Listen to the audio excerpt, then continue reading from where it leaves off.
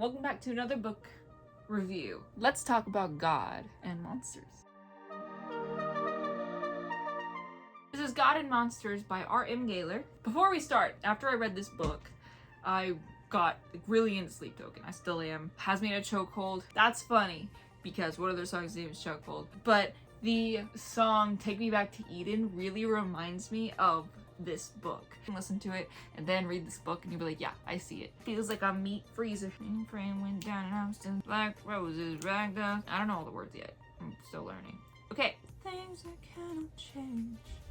So, I am a sucker for anything that has Christian themes in it, right? And I was like, oh, God? Like, God? And yeah, like God. All right, this is a summary. I will also say this book does have mature themes, mature language, and a lot of nudity, actually. But like, not in the way you think. It also has drugs and substance abuse. All of the above. And when I read this summary, you'll see why, especially if you are a Christian, therefore you know about some of the things that I'm about to read. And anyway, a false god rules the world. A fallen archangel has lost his wings, and a faithless girl is caught between them. In a futuristic dystopia where technology and divinity blur, Lucifer has risen, not as a demon, but as a biotech mogul manipulating humanity from the shadows. Doesn't that sound interesting? He controls everything, but a prophecy speaks of a challenger. Michael, a once powerful archangel, my dude, has escaped decades of imprisonment, but without his wings, he is lost. 16-year-old Cydney, stolen at birth and raised under Lucifer's control, is desperate to break free, but the secrets hidden in her past may decide the fate of heaven itself. With war looming between celestial forces and mankind, their choices will determine who ascends, who falls, and whether heaven will ever be reclaimed. For fans of Neil Gaiman and Philip K. Dick, Gods and Monsters is a thrilling fusion of sci-fi, mythology, and high-stakes intrigue. Download now and step in the battle for heaven. I really enjoyed this book. It is scary similar to things that are happening in this world. I didn't know where this book was gonna go, and I was really hoping that it wouldn't be one where I'd be like, and I'd have to close. I did read a book a while back that didn't necessarily have the same kind of premise. It had an interesting premise as well, and I didn't enjoy it because it was very anti-Christian, anti-God, and not necessarily accurate. Anyway, moving on.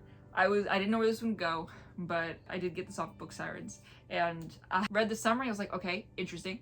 And I also read about the author, and I was like, okay, so it sounds fine. It doesn't sound like something that I'd be like, okay, no, I have to put this down. Whew! I was in for a world of a roller coaster, let me tell you. We started out, it was white walls and everything. We got this guy, he naked, and he's in this like facility, right? He's contained within walls, doesn't really know who he is. It opens up with some interesting imagery and thoughts and stuff like that, and in my head I'm like, okay, all right, whatever. And he breaks free from the center, and he remembers himself and all that, and he's Michael, the archangel. Like, awesome. Michael's awesome, by the way, let me just say. He's over like armies. He's great. Michael's awesome. I'm just talking about specifically in Christianity and the Bible and stuff like that. Like, that's cool.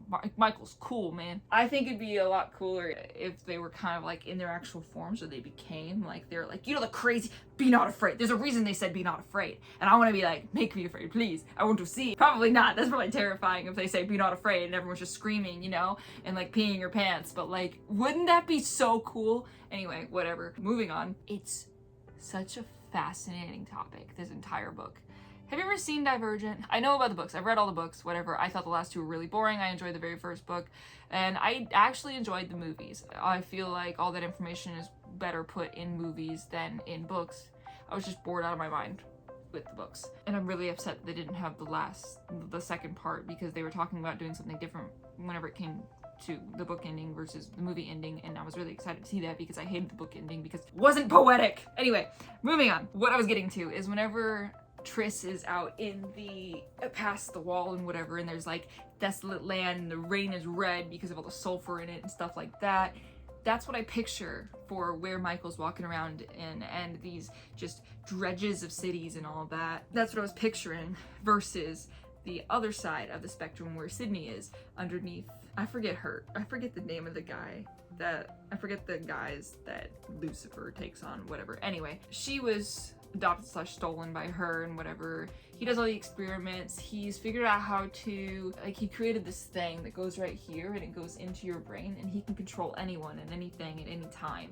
And he does that he figures out how to do that with animals as well. And it's so interesting considering the way we're kind of going with our technology. And it's interesting whenever you read Revelation, and it's interesting whenever you read all of the prophecies in the Bible. It's really, really, really, really interesting, and I appreciated that. This book is also gritty, hardcore, and it does not pull its punches, which I don't mind, honestly. Yes, I don't like all of the cussing. I don't like some of the imagery, but it packs a punch, it hits home, and it delivers a message. The world building was amazing. It was well thought out, especially with how demons are supposed to be and all that, and all the destruction they do cause, all the chaos that reigns whenever they're around, all the, like Sodom and Gomorrah, but blown up, like how it was before the flood, but like blown up, and in a futuristic / modernistic take on it.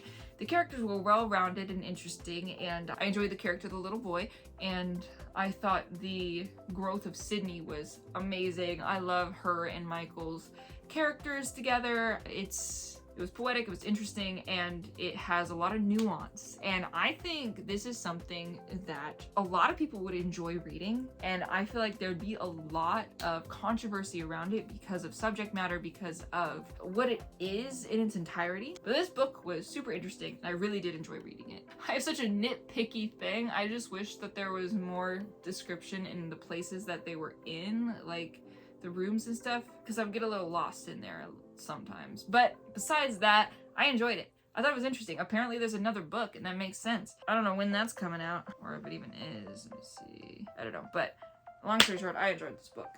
I think a lot of people would enjoy this book, especially if you do like sci-fi, if you are a Christian, or even if you aren't a Christian, because it doesn't exclude anyone that isn't Christian. And I just think it's really interesting, especially if you know your Bible lore. It's just really interesting, and it's really cool to see good versus evil and all that. And I love the different situations that we were put in and the nuance around that. The fight with the baby was crazy. I know what I said just now. Anyway, go check it out. If this sounds like something you are interested in, if you love sci-fi, if you love angels versus demons, if you love if you love gritty, if you love honest, if you love bloody, I don't know, super interesting.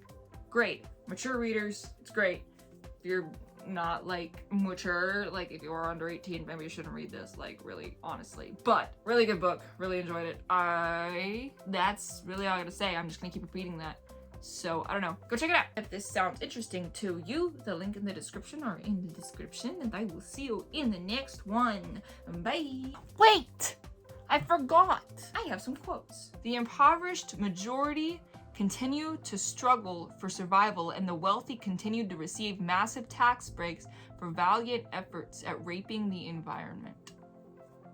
People were like snowflakes, unique, each born with a purpose. Some saved lives, others provided care for the sick, some helped save the dwindling populations of wild animals remaining on this planet. Gayler ruled the world, and he oozed enough to warp every civilization that had existed on the planet. The town of Arco festered on the skin of a depleted and dying earth like a neon bubble. Faith was armorless, faith was weaponless, and faith in the Creator wielded limitless power. Every action, every decision produced a current in this world. He suddenly understood why people often said a prayer of thanks before a meal. Hunger was cured by the blessings of the fisherman. That's it. Those are the quotes I have. Okay, now bye.